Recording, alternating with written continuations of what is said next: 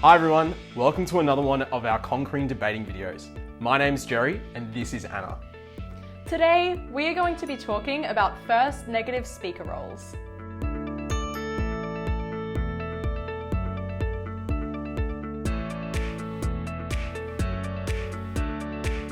The first negative speaker has a very important role to play. They need to introduce what the negative team believes in, and they need to introduce any primary arguments that they have. They also need to rebut any points made by the first affirmative speaker. There are three main things that the first negative speaker needs to do to be successful.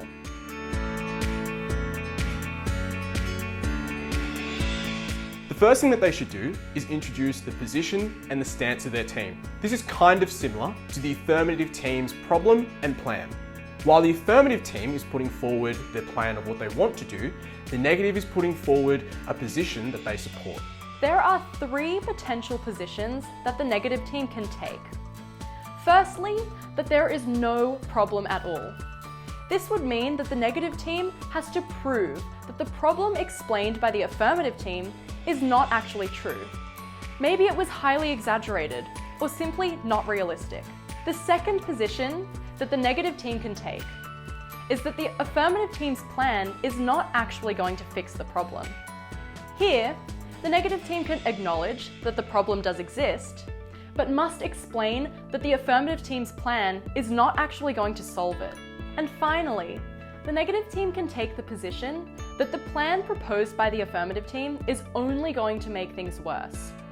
Maybe the plan fixes a part of the problem, but so many more people are affected in a negative way that it is actually more harmful than good, and the world is worse off overall.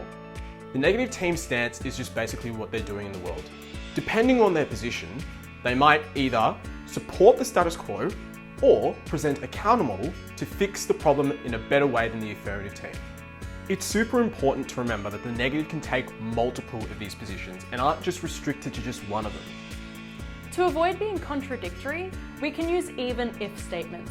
So if you initially state that there is no problem at all, you can say that even if there was, this plan does not fix that problem, or in fact, it makes the world even worse.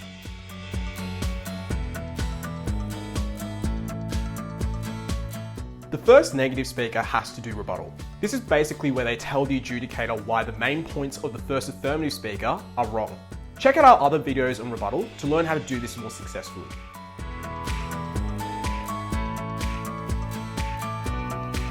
The final thing that the first negative speaker needs to do is deliver their team's strongest and most important arguments. One of these points needs to explain why the position and stance that they have taken is correct, and then they should aim for 2 to 3 more points explaining the harms of the affirmative's plan. We hope you enjoyed our video on first negative speeches. For more tips and tricks on how to be a stronger debater, make sure to check out our other videos, press like, and share them with your friends. And don't forget to leave any comments with any questions you have. Until next time, bye. See ya!